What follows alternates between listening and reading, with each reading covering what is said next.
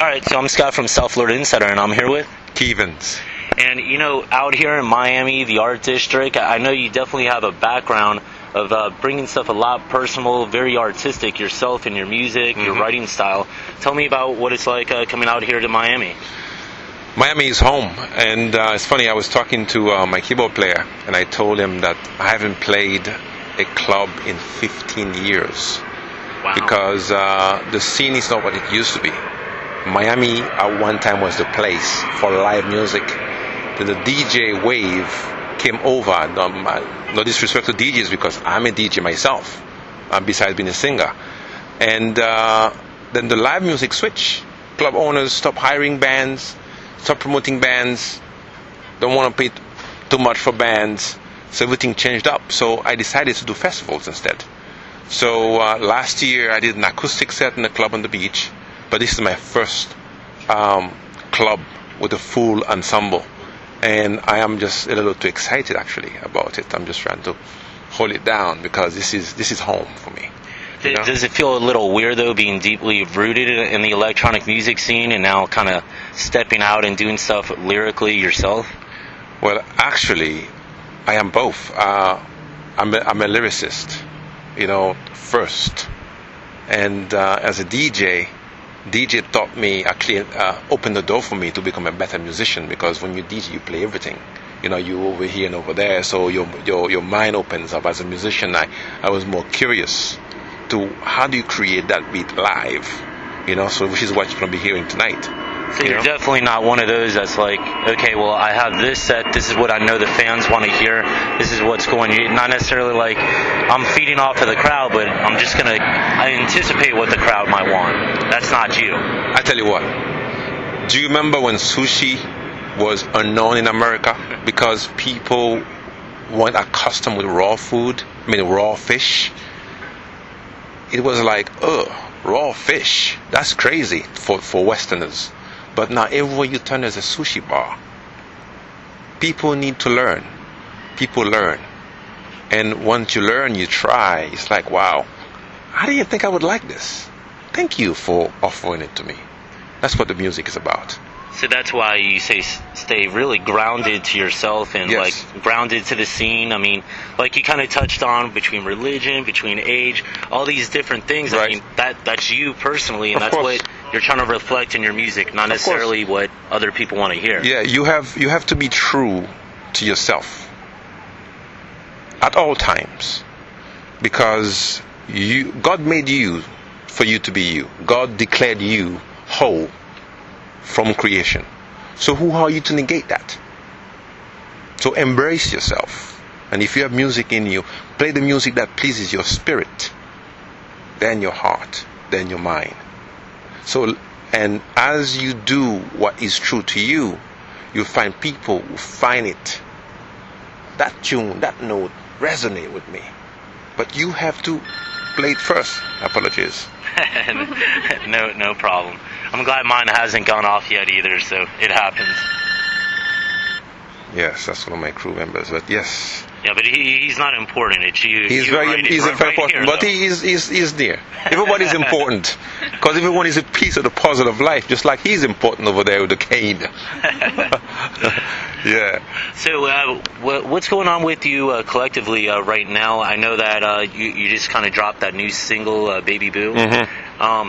Definitely, I guess, kind of a personal reflection of yourself. Was it somebody heartfelt that you kind of said, wow, I am so in love with this person, I will do everything for this person? Was that really the message of that? Because that's what I kind of heard when I was listening to it.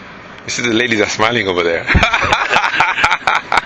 Well, it's a love song, and love songs, you write them because the wave of love just hit you, or you get bit somehow, some way. And I have songs about heartbreak also. Well, can't help the planes. Well, what's really going on with me for the past year, I have been writing a whole new style of music, a mixture of dubstep, rock, reggae. And the Baby Boo single is a hint of what's coming. So, I mean, it's definitely going to be those really personal type love stories, or is it kind of a combination of that and other things? All of that. All of that? Yes. So there's not some hidden agenda of that girl out there, or is that just a message, really, as you say, really for all? Again, bro, when the wave of love hits you, you respond. You know? It's like echo. Hello, hello, hello. That's what you're hearing back, the echo of my heart. You know? So what's next with you? I mean, you're out here in Miami. I heard you got another festival coming up pretty soon. Yeah, I have. Well, there are a few offers. I mean, this is still new in the year. There are shows in April. There are shows in March. There are shows in June, September. We're back down here. August, November. We have November. Okay, that move from August to November, and yeah, we have shows lining up, coming up. Phone is ringing. Since you have such like an eclectic sound yourself, do you find yourself gravitating to a certain type of festival, or is it really like you make yourself known no matter what festival it is? Well, as you know, as a messenger of peace, there is no place that I see a wall. Everywhere I go, I see a doorway, because I have something to say, and I like to say it to everyone who is willing to listen. So I'll play a freaking country festival. I was about you know, I mean, if you invite me to a country festival, you know what? I will rock it gladly. But are you going to sport the boots? If I can find shoes, if I can find one that fit me, you know what? I'll probably make a costume just for that. Not to mock, but just to show appreciation. You know what I mean? Because we are distant yet connected. How great of a feeling is it for you? I mean, really, again, like stepping out lyrically, because I mean, really, as you said, that's who you are. But hearing the response of people singing that right back, that message that you were writing that may have been so personal to you, you're hearing pretty much at a mass level of other people singing along. Well, every song is a personal experience, because it's a reflection of a moment, you know, and there is no, you can't explain it. It's just mind-boggling when you say, "Wow, you're singing my song." Or when people come to you, it's like, "Dude, that song you wrote, that line, thank you so very much." It's like, I'm like, "Wow, yeah, I wrote that song. Wow, I really make you feel like this." It's still new. It doesn't get old. That's why you see people like Rolling Stones still playing music, because it doesn't get old. Yeah, and it seems you pretty much have toured with everybody, not just rock music, not just reggae music, electronic. You've had a bit of everything. Has there been any take on like some of the people that you've toured with have kind of given you that inspiration, or has it really always been, I mean, essentially it's you? I have played with different people because I would like to think of myself as an open-minded person. You kind of mentioned there's a couple of tour plans in the future, but what about projects yourself? I know wrapping up the album, anything tied into the website, podcast, or singles? Well, all I can say is just join the mailing list, and we'll keep you informed of what's going on. And Jessica Pfeiffer, the publicist, is always on it with